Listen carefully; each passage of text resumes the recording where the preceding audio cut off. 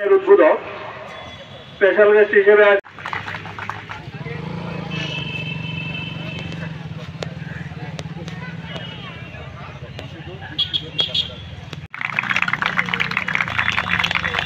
আজকের এই অনুষ্ঠানের আছেন রঞ্জন দাস মহোদয়।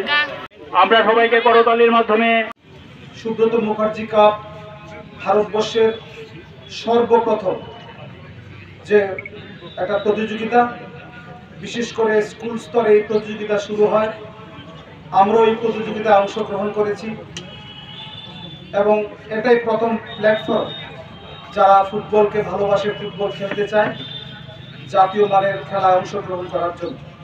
ভারতবর্ষের বিভিন্ন খেলোয়াড়, বিশেষ করে বাইচুং ভুটিয়া, ব্রুনো কুটিনহো, শ্যাম থাপা, ওনারা এসএম কাপের মধ্য দিয়ে সারা পৃথিবীতে নিজেদের খ্যাতি অর্জন করেছেন। আজকে যারা আমার সামনে ছোট ছোট ভাই বোনরা যারা এই খেলায় অংশগ্রহণ করার জন্য যারা একদম তৈরি আছো, তোমাদের বলবো এটা তোমাদের প্রথম ধাপ এবং এই এসএম কাপের মধ্য দিয়ে আমরা তোমাদের ভবিষ্যৎ উজ্জ্বল ভবিষ্যৎ কামনা করি। এই ফুটবল টুর্নামেন্টের মধ্য দিয়ে এই টুর্নামেন্টের আন্তঃস্কুল জেলা থেকে যারা চ্যাম্পিয়ন হবে তারা রাজ্য স্তরে অংশগ্রহণ করবে, রাজ্য স্তরে যারা চ্যাম্পিয়ন হবে তারা দিল্লিতে অংশগ্রহণ করবে এবং সময়ের সাথে এই এসএম কাপ ফুটবলকে আন্তর্জাতিক স্তরে নিয়ে যাওয়া হয়েছে। যে সুব্রত কাপ ফুটবল টুর্নামেন্ট এটা একটা আন্তর্জাতিক ফুটবল টুর্নামেন্টের রূপ নিয়েছে। এটি একটি মর্যাদাপূর্ণ আন্তঃস্কুল ফুটবল টুর্নামেন্ট হিসেবে পরিচিত। এই টুর্নামেন্টটি আজকে থেকে 65 বছর আগে 1960 সালে এই টুর্নামেন্টটি শুরু হয়েছিল।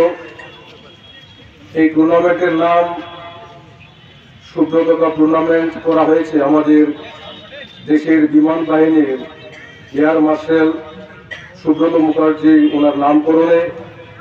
এই টুর্নামেন্টটি আমাদের ভারতবর্ষের একটা জনপ্রিয় টুর্নামেন্ট। এটি আমাদের ভারতবর্ষের তৃণমূল স্তরে আমাদের খেলোয়াড়দের উৎসাহ প্রদান করার জন্য এটি প্রতিষ্ঠিত হয়েছে। আজকে এই টুর্নামেন্টটি আন্তর্জাতিক টুর্নামেন্ট হিসেবে রূপ নিয়েছে এবং আমাদের এশিয়া মহাদেশের বিভিন্ন স্কুলের ছাত্রছাত্রীরা এই টুর্নামেন্টে অংশগ্রহণ করবে। আজকে আমাদের এই খোয়াইতে টুর্নামেন্টটি জেলাভিত্তিক টুর্নামেন্ট এখানে অনুষ্ঠিত হচ্ছে, তারপর রাজ্যভিত্তিক হবে। রাজ্যভিত্তিক টুর্নামেন্টে যারা জয়ী হবেন তারা আমাদের দিল্লিতে এই টুর্নামেন্টে প্রতি বছর অনুষ্ঠিত হয়, আন্তর্জাতিক টুর্নামেন্ট হিসেবে দিল্লিতে অনুষ্ঠিত হয়, সেখানে অংশগ্রহণ করবেন।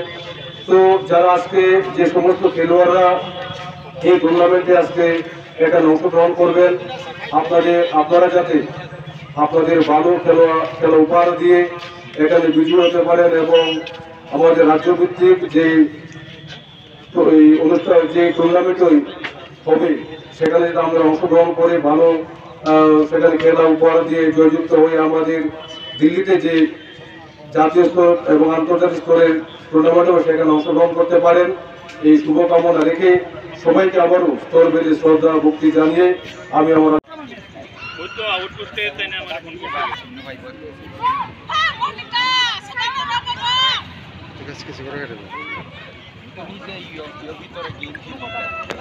শ্রদ্ধেয় সমীর কুমার দাস।